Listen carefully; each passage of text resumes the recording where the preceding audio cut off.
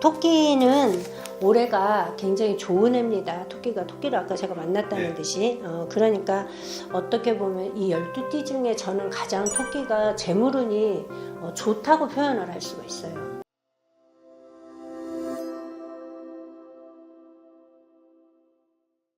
안녕하세요. 백미암입니다. 이번 시간에 이제 개묘년 상반기 네. 이제 운세를 알아보고 있는데 네. 뭐 드디어 왔네요. 또 토끼띠 시간이.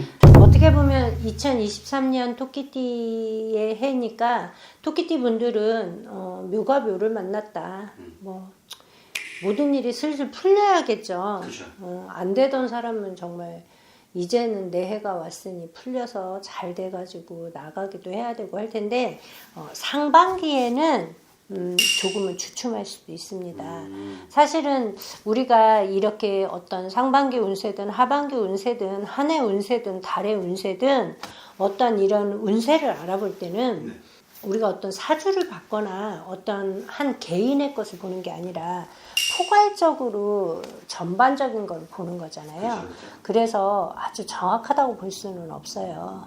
정확한 건 어차피 이제 1대1로 상담을 그렇죠. 해야지 그게 가장 크죠. 그렇죠. 대부분 이렇게 영상 올리시는 많은 선생님들이 영어로 보시는 분들도 많이 있으시겠지만 대부분 이런 본인들의 12띠의 통계적인 부분을 대부분 얘기하는 경우가 많아요. 그렇죠. 근데 한 해의 어떤 이런 걸 볼 때는 사실은요. 우리가 연월일시라는 사주를 놓고 볼 때 연월일시잖아요. 제가 이거를 한번 설명을 드려야겠다라고 생각을 해서 말씀을 드리는 건데 연은 조상이라고 표현을 해요. 월은 부모고 태어난 날, 일, 이 날이 다 자신이에요. 그리고 시가 자식이라고 표현을 합니다. 그래서 이걸 사주라고 얘기를 해요. 그래서 연월일시는 변할 수가 없죠. 그렇죠? 그 해에 그 월에 그 일에 그 시에 태어났기 때문에 쌍둥이들도 몇 초 차이로 태어나기도 하잖아요. 그쵸. 그러면 쌍둥이의 사주가 똑같은데 그 사람들이 똑같이 사나요? 안 그렇죠. 그렇죠. 왜 그러냐면 이 연월일시를 풉니다. 이걸 풀었을 때 어떤 8개의 천간과 지지라는 8개의 기둥이 나와요.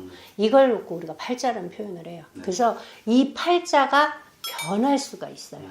그래서 뭐 어떤 혹자는 얘기하기를 뭐 여자 팔자, 뭐 디움박 팔자, 뭐 이런 표현을 하는 이유가 사주는 변하지 않지만 팔자는 바꿀 수가 있다.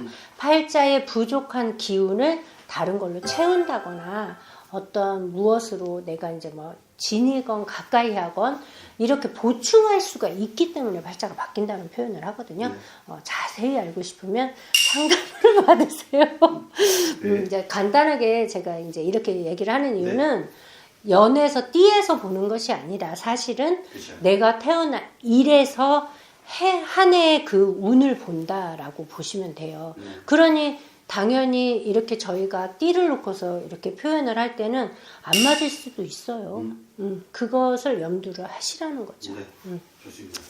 토끼는 올해가 굉장히 좋은 해입니다. 토끼를 아까 제가 만났다는 듯이 그러니까 어떻게 보면 이 12띠 중에 저는 가장 토끼가 재물운이 좋다고 표현을 할 수가 있어요.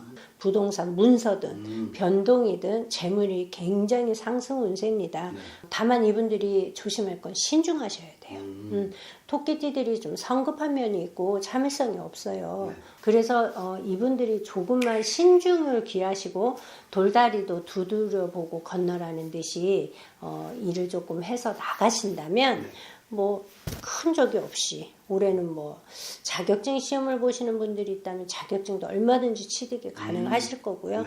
부동산 문서도 신중히 잘 선택을 하신다면 그게 분명히 큰 재물운으로 돌아오는 부동산 문서가 될 것입니다. 업무나 어떤 사업적인 면에서는 뭐 주변에 이분들을 굉장히 인정해주고 도와주는 사람들도 들 것이고요. 그러니까 조금만 자만하지 말고 겸손하게 자기 자리에서 어떠한 거를 조금 어려운 일이 들어와도 해결을 잘해서 좀 지혜롭게 넘어만 가실 수 있다면 개묘년의 뭐 토끼분들한테 상반기 운세는 또 하반기 운세까지 다 포함해서 이분들은 뭐 좋다, 상승 기운이다. 올해 개묘년 상반기 토끼띠 분들 펄쩍펄쩍 뛰어가세요. 봄을 만나는 듯이 상반기에 마음껏 펼치셔도 될 것 같습니다. 지금까지 백미암이었습니다.